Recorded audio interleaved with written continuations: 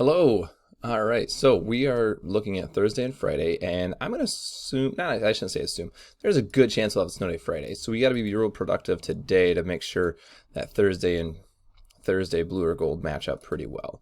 So today we're going to be focusing on getting this digital scene thing done. Okay. And you're watching this instruction video, so you're good. And if you're not already there, please try to get up to lesson 10. Okay. You're going to be part of a group. You got to be a team player. You know what I'm saying? So let's get it done, okay? All right, so let's look at this project. First off, you're going to be in groups, okay? So you can click one of these for your hour and see who you're with. Most of them are a group of 3. Now, if someone's not in class or you're online, whoever sees this first, be the first person to make a copy of this and share it with the group, okay? Only one person, you're going to work from one document, okay? So, whether you're in class or not, please just have one person make a copy of this and then share it with the group. I'm actually making a copy for all of you though, so it'll get there. But you only need to work on one though. Okay, so that's the first thing. You're going to be in groups. Okay, so the objective is going to be, it's kind of wordy right here, but basically you're going to break down a large problem. So your big problem is how to draw a digital scene of some sort. So like we did just a little bit ago with the underwater sea, which was already kind of set up for you. You just had to modify it. Now you're going to make your own. So it's going to be a complex problem that has multiple parts in it, and you're going to be responsible for individual parts, and your group will be putting all of that together. Okay. All right. So let's look at that assignment. So it's right here, and I'm going to talk you through it. So in a group, you're gonna take a digital scene and use some top-down design, just like we did over here. So like the target image or thing we were trying to create, or at least in lesson 8 and 9, was this underwater scene. So if you had an image in mind, then you broke it into functions, like draw background, draw all starfish, draw all seagrass, and then you end up with this, okay? So you're going to have layers of functions, loops, parameters, and commenting might help as well, okay? That's how you're going to be graded. I need to see that you're using functions, loops, and parameters. All right, we'll come to that in just a little bit. But you're going to create your individual parts separately and then combine them all together. So for example, if you wanted to create this, one person might be in charge of the background and the seagrass, someone else might be in charge of the fish and bubbles, for example. All right.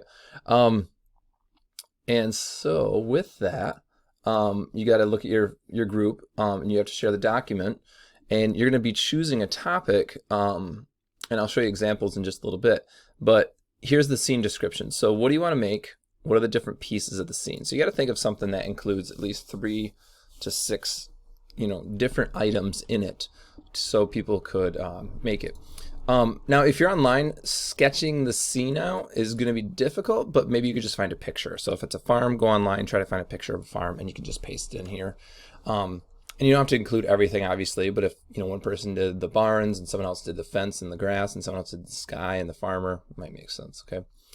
And then once you have that, you're going to use top-down design. So like this says, identify the major parts of your scene, give each component a top level function.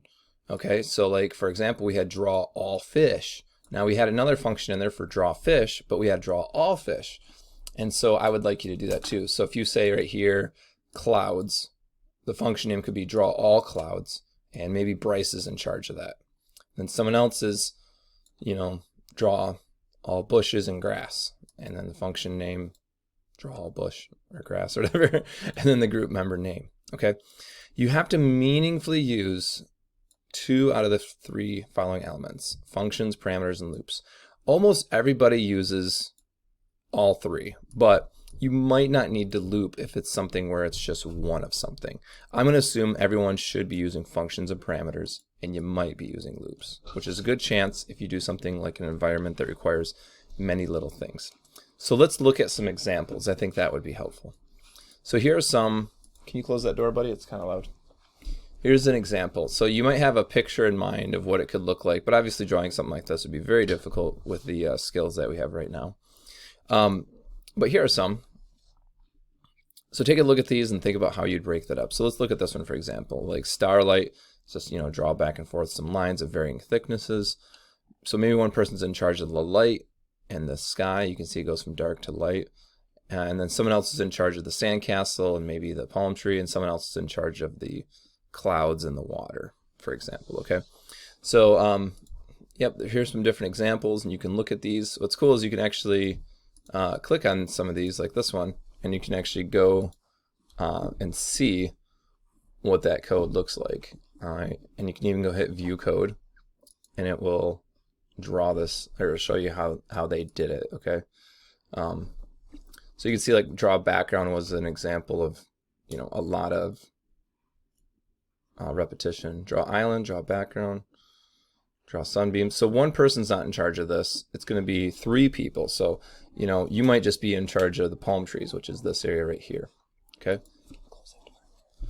All right. So don't get too concerned about all of it right now. Right now, you just need to be planning. And so, yeah, just completing this document is what we're doing for today, Thursday and Friday. So let's go back to Classroom here. So, or the week checklist. So hopefully this all makes sense. So if you're in class, I'd love to view your Bubble 15 projects from lesson 9. That's the underwater scene, but you had to add something, right?